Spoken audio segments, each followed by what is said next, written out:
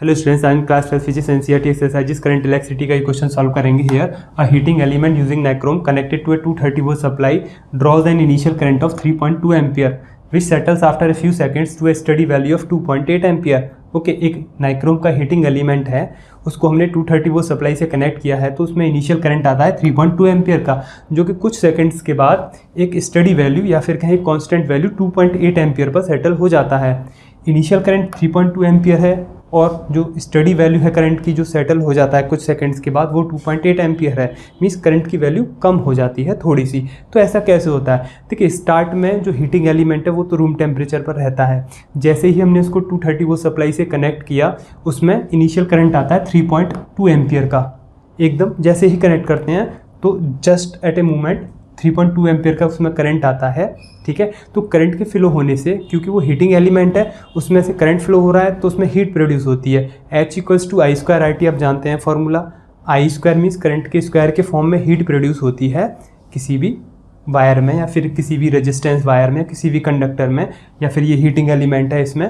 तो heat produce होने से टेम्परेचर इंक्रीज होता है उसका। हीटिंग एलिमेंट का टेम्परेचर इंक्रीज होने से क्या होगा? उसका रेजिस्टेंस इंक्रीज हो जाएगा, और रेजिस्टेंस के इंक्रीज होने से करंट की वैल्यू डाउन हो जाएगी। ठीक है, रेजिस्टेंस बढ़ता है तो करंट घटता है। ठीक है, I = V/R से जब R की वैल्यू को बढ़ाओगे तो I कम होगा, क्योंकि I इन्वर्सली प्रोपोर्शनल होता है रेजिस्टेंस के। ठीक है, तो इस वजह से उसमें जो करंट है थोड़ा सा कम हो जाता है, जो कि 2.8 एम्पियर हो गया है।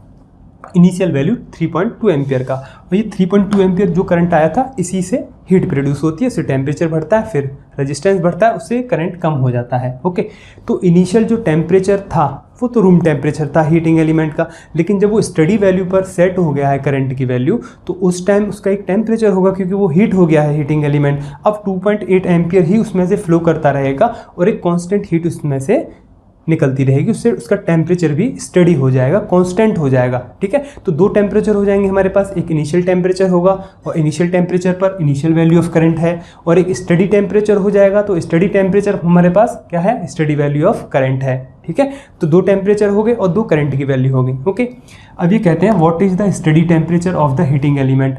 अब हमको यही स्टडी टेम्परेचर निकालना है हीटिंग एलिमेंट का। Initial temperature, if the room temperature is 27 degree Celsius, तो इनिशियल टेम्परेचर है हमारे पास कितना है? दैट इज़ 27 डिग्री सेल्सियस, जो कि इनिशियल टेम्परेचर ही कहा जाएगा। तो वो रूम टेम्परेचर है। तो इनिशियल टेम्परेचर 27 डिग्री सेल्सियस पर करंट की वैल्यू ये रहती है, और जो स्टडी वैल्यू ऑफ टेम्परेचर है उस पर steady value of current 2.8 ampere रहता है। तो हमको वही स्टडी टेम्परेचर यहाँ फाइंड आउट करना है। ठीक है, temperature coefficient of resistance of nichrome averaged over the temperature range involved is this 1.70 × 10⁻⁴ degree Celsius inverse. Okay, यहाँ पर temperature coefficient of resistance of nichrome. ठीक है, नाइक्रोम का जो भी हीटिंग एलिमेंट रेजिस्टेंस है उसका टेम्परेचर कोफिशिएंट भी यहाँ पर गिवन है, जिसकी वैल्यू है 1.70 × 10⁻⁴ डिग्री सेल्सियस -1 अल्फा है। ठीक है, जानते हैं आप इसको कौन है? ये है alpha, thermal coefficient of resistivity या थर्मल कोफिशिएंट ऑफ रेजिस्टेंस। यहाँ टेम्परेचर कोफिशिएंट ऑफ रेजिस्टेंस है ये। ठीक है, अल्फा ही होता है ये ऑल केसेस में। ओके, तो यहाँ हमारे पास है क्या क्या? हमारे पास यहाँ है अल्फा है। सबसे पहले नोट कर लेते हैं इन चीज़ों को। अल्फा है कितना है? 1.70 × 10⁻⁴ डिग्री सेल्सियस -1।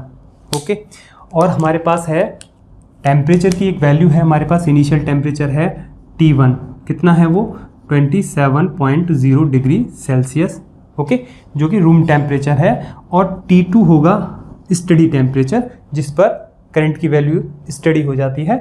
इसको हमें फाइंड करना है यहाँ। ठीक है, अब ये जो T1 टेम्परेचर था इनिशियल टेम्परेचर, इस पर जो करंट की वैल्यू थी वो क्या थी? वो थी 3.2 एम्पियर, जो कि गिवन है। ठीक है, दिस इज, और जो I2 होगा मीन्स जो स्टडी वैल्यू ऑफ करंट है, जो स्टडी टेम्परेचर पर थी वो वैल्यू। ठीक है, स्टडी टेम्परेचर जो हमको निकालना है I2 कितना है? वो है 2.8 ampere. Okay, this is 2.8 ampere. Fine, तो सिंपल इनिशियल टेम्परेचर पर इनिशियल करंट और स्टडी टेम्परेचर पर स्टडी करंट, सिंपल। तो हमको निकालना क्या है? यहाँ T2 निकालना है, और हमारे पास I1 I2 है, और हमारे पास क्या है? और है हमारे पास voltage, that is 230 volt.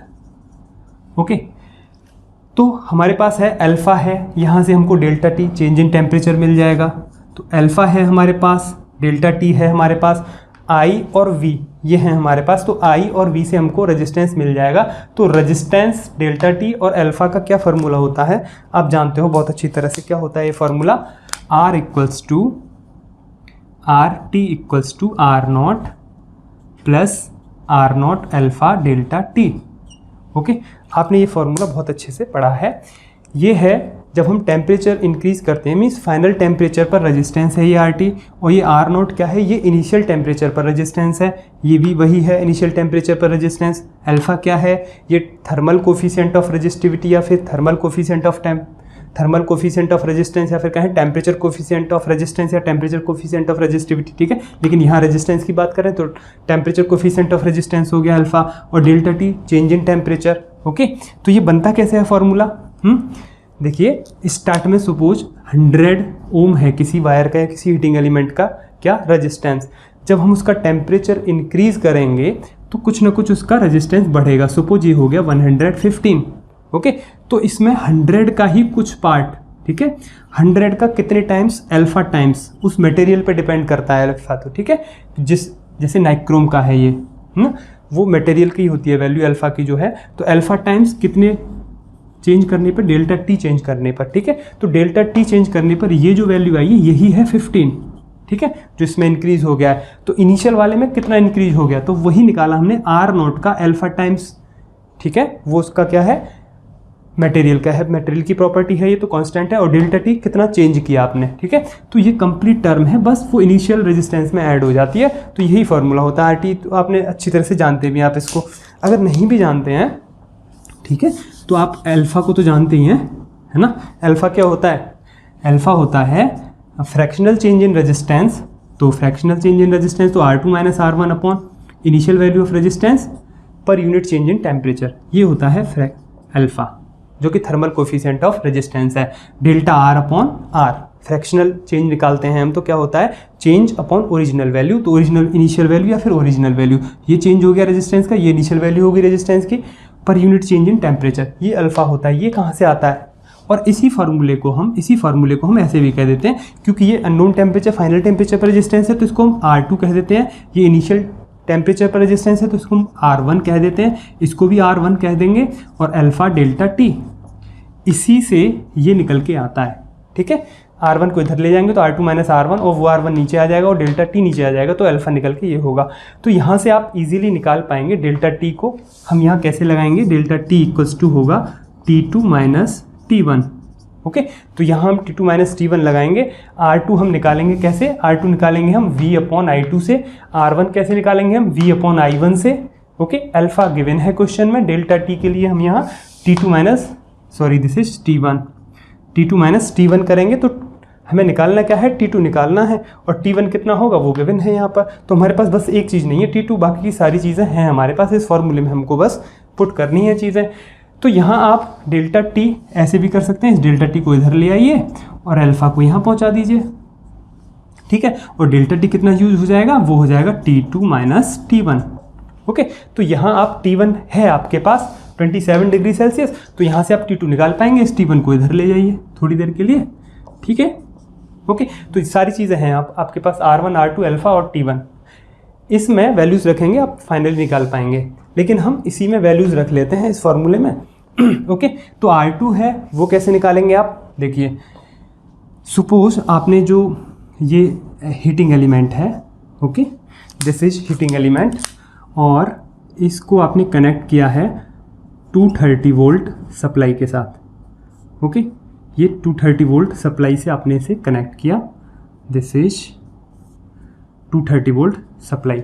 Okay, ये हीटिंग एलिमेंट है और इसमें कोई ना कोई करंट फ्लो करेगा। ओके, और इसका रेजिस्टेंस, इनिशियल रेजिस्टेंस और फाइनल रेजिस्टेंस, और इनिशियल करंट और फाइनल करंट, वो बनेगी बात। ठीक है, तो यहाँ आपको चाहिए सबसे पहले R2। ओके, तो R2 कैसे निकालेंगे आप? सिंपल, वोल्टेज तो यही रहेगी फाइनल। ठीक है, हर बार में यही वोल्टेज रहेगी, वोल्टेज तो चेंज होनी नहीं है, बस करंट चेंज होगा। क्यों चेंज होगा? क्योंकि टेम्परेचर चेंज हो जाएगा। इनिशियल वैल्यू ऑफ टेम्परेचर पर करंट होगा एक, जो कि ये है, और फाइनल वैल्यू ऑफ टेम्परेचर पर, स्टडी टेम्परेचर पर एक करंट होगा जो कि ये है। तो R2 कैसे निकालेंगे आप? V upon I2।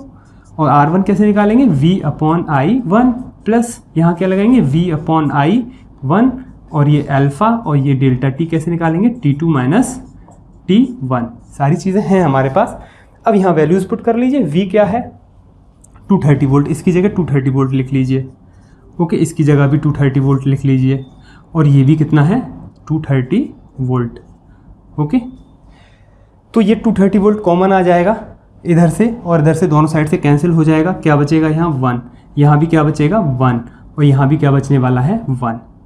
ओके, इतनी चीज़ें हमारे पास एलिमिनेट हो गई। अब I2 की वैल्यू क्या है, दिस इज़ 2.8, तो इसकी जगह रख देते हैं हम। चलिए एक बार लिख लेते हैं, फिर कहेंगे कि हर चीज़ को मिटा के ही कर रहे हैं। I2 लिख लेते हैं 2.8। ओके, I1 कितना है 3.2 प्लस 3.2, अल्फ़ा कितना है 1.70 इंटू 10⁻⁻4। Okay, this value. और T2 कितना है वो हमको निकालना है, और T1 कितना है 27 है। ओके, बस इसको सॉल्व करना है अब हमें। इसको सॉल्व करने के लिए इसको इधर ले आते हैं, ठीक है, 1/3.2 को। तो यहाँ थोड़ा सा इसको यहाँ से स्टार्ट कर लेते हैं। दिस इज 1/2.8 माइनस 1/3.2, ये वाला 1/3.2 इधर आ गया, बचता क्या है उधर 1/3.2। ओके, और फिर क्या बचेगा उधर 1.70 इंटू 10⁻⁻4 एंड T2 - 27। ओके, इसी को ये हमने लिख लिया है। अब इसका यहाँ एलसीएम ले लेते हैं, सिंपल 2.8 इंटू 3.2 लिख लेते हैं एक ही बार में, तो ये हो जाएगा 3.2 माइनस 2.8। ओके, 3.2 से 3.2 कैंसिल, तो 2.8 बन जाए 2.8। ओके, और 2.8 से 2.8 कैंसिल, तो 3.2 × 1, दिस इज दिस। ओके, यहाँ क्या करेंगे फिर हम, this is 1/3.2 into 1.70 into 10⁻⁻4 and T2 - 27। Okay, अब यहीं कर लेंगे इन काम को, ठीक है। 3.2 में से आप 2.8 माइनस करेंगे, क्या बचेगा 0.4 बचेगा, सिंपल 0.4 कर लीजिए माइनस। और अब ये देखिए, ये जो 3.2 है वो मल्टीप्लाई में यहाँ आ जाएगा, क्योंकि क्रॉस मल्टीप्लाई होगा तो यहाँ से हट जाएगा, इसे हटा लेते हैं, ऊपर आ गया वो 3.2। ये 3.2 से ये 3.2 कैंसिल हो गया, और ये पॉइंट से ये पॉइंट कैंसिल हो जाएगा 2.8 वाला, और ये 0 तो हट ही जाएगा। 4 7 जा 28, ये 7 हो गया, और ये 1.70 है, ये भी नीचे ही आ जाएगा, ये इक्वल में चल रहा है। तो और इसको लिख लेते हैं, it implies that what, this is 1/7। Okay, और इसको कंप्लीट को इधर ले आते हैं, multiply 1.70 into 10⁻⁻4 equals to what, T2 - 27। Okay, अब यहाँ देखिए, ये 0 तो काम का है नहीं, इसे तो हटा लेते हैं यहाँ से, और 10⁻4 को ऊपर पहुँचा देते हैं, ये हो गया 10⁻+4। ओके, तो +4 का मीन्स क्या है कि यहाँ पे 10,000 हो गया, ठीक है, 1040, 10⁻4 मीन्स 40। ये वाला भी पॉइंट हटा देते हैं और यहाँ कर देते हैं एक और 0, और 17 7 जा 119। 119 से इसको डिवाइड कर लीजिए आप। ओके, किसको डिवाइड कर लेना है, 1 के आगे कितनी जीरोज़ हैं, 5 जीरोज़ हैं, डिवाइड किससे करना है 119 से। ओके, ये डिवाइड कर लेते हैं। ओके, कितनी बार जाएगा ये 1000 में, लगभग 8 टाइम्स। ओके, 8 टाइम्स, 8 9 जा 72, 2 7, 8 1 जा 8, 7 15 5 1, 8 1 जा 8 एंड 1 9। ओके, 952, 9 टाइम्स करते तो ज़्यादा हो जाता। अब माइनस कर लेते हैं इसको, 10 - 2 8, दिस इज 4, 48 बचेंगे, सिंपल 1000 में से 950 जाएंगे तो 48 बचे। अब हमें क्या करना है, यहाँ से 0 ले लेना है एक। ओके, 0 लेंगे तो अब कितनी बार जाएगा, 4 टाइम्स चला जाएगा ईजीली। ओके, 100 तो 400 तो 1976, तो 490, 4 9 जा 36, 6 3, 4 1 जा 4 7 and 4 1 जा 4 दिस।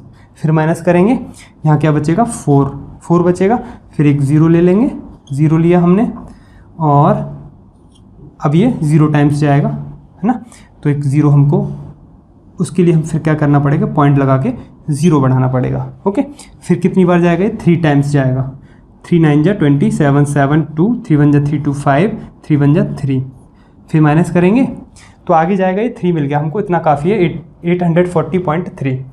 तो ये जो वैल्यू है डिवाइड करने के बाद ये आती है 840.3 इक्वल्स टू T2 - 27। ठीक है, अब इसे आगे सॉल्व कर लेते हैं।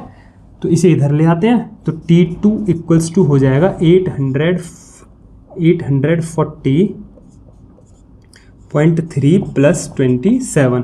तो T2 की वैल्यू होगी 800, ये हो जाएगा जुड़ के 67.30 डिग्री सेल्सियस। तो ये हो गया स्टडी टेम्परेचर। ओके, आप चाहो तो यहाँ से 0.33 को स्किप कर दो, राउंड ऑफ करने के लिए आप एक अप्रॉक्सीमेट वैल्यू लिखना चाहें तो आप लिख सकते हो इसको 867 डिग्री सेल्सियस।